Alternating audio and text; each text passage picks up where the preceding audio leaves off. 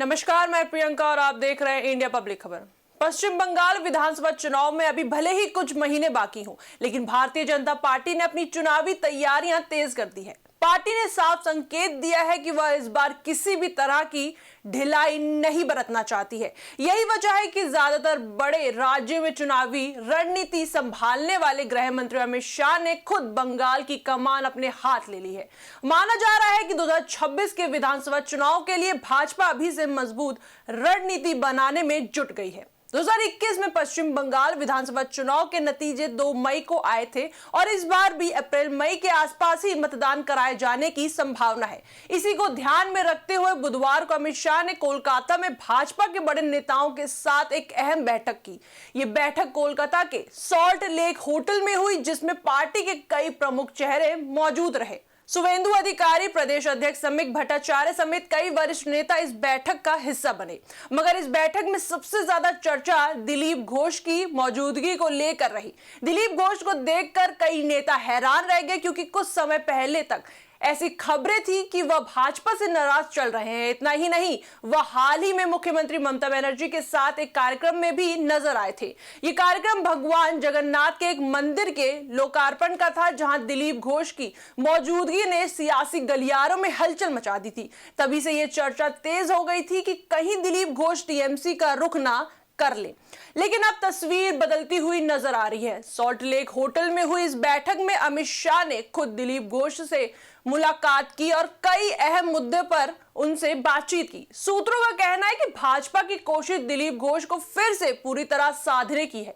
Party जानती है कि बंगाल की राजनीति में दिलीप घोष का बड़ा कद है और उनका अनुभव चुनाव में काफी काम आ सकता है। यही वजह है कि 2026 के विधानसभा चुनाव में उन्हें अहम भूमिका देकर फ्रंट पर लाने की योजना बनाई जा रही है। इस बैठक में बंगाल के सभी पार्टी सांसदों और विधायकों को बुलाया गया था। संगठन के कुछ प्रभावशाली पदाधिकारियों को भी इस बैठक का न्योता दिया गया था। सूत्रों के मुताबिक इस मीटिंग में ज्यादातर उन्हीं नेताओं को बुलाया गया जिन्हें आगामी विधानसभा चुनाव में टिकट मिलने की संभावना है। साथ ही कुछ ऐसे सीनियर नेताओं को भी शामिल किया गया जिन्हें चुनाव के दौरान प्रचार की बड़ी जिम्मेदारी सौंपी जा सकती है। वहीं दिलीप घोष का इस बैठक में पहुंचना इसलिए भी अहम माना जा रहा है क्योंकि उन्हें बंगाल भाजपा के सबसे सफल प्रदेश अध्यक्षों में गिना जाता है। उनके नेतृत्व में ही भाजपा ने बंगाल में अपनी सियासी ताकत का विस्तार किया था। साल 2014 के लोकसभा चुनाव में जहां भाजपा को बंगाल से सिर्फ 3 सांसद मिले थे, वहीं 2019 में यह संख्या बढ़कर 18 तक पहुंच गई। यह पार्टी के लिए एक बड़ी छलांग थी और इसके पीछे दिलीप घोष की रणनीति और मेहनत को अहम माना जाता है। इतना ही नहीं, 2021 के विधानसभा चुनाव में भी भाजपा ने बड़ा प्रदर्शन किया था। पार्टी को 70 विधानसभा सीटें मिली, जो बंगाल जैसे राज्य में भाजपा के लिए अब तक की सबसे बड़ी उपलब्धि थी। हालांकि पार्टी सत्ता तक नहीं पहुंच सकी, लेकिन उसने ये जरूर दिखा दिया कि वह बंगाल की राजनीति में एक मजबूत ताकत बन चुकी है। ऐसे में दिलीप घोष की वापसी या सक्रिय भूमिका को भाजपा के लिए एक सकारात्मक संकेत के तौर पर देखा जा रहा है।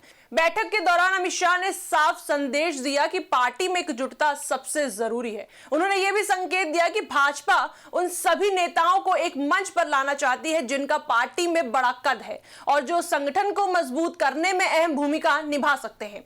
शाह का फोकस साफ तौर पर संगठन को मजबूत करने और जमीनी स्तर पर पार्टी को और सक्रिय बनाने पर रहा। कुल मिलाकर कोलकाता में हुई ये बैठक बंगाल की राजनीति में आने वाले बड़े बदलावों का संकेत दे रही है। दिलीप घोष की मौजूदगी, अमित शाह की सक्रियता और संगठन को लेकर दिए गए संदेश ये साफ करते हैं कि भाजपा 2026 के विधानसभा चुनाव को लेकर पूरी तरह गंभीर है।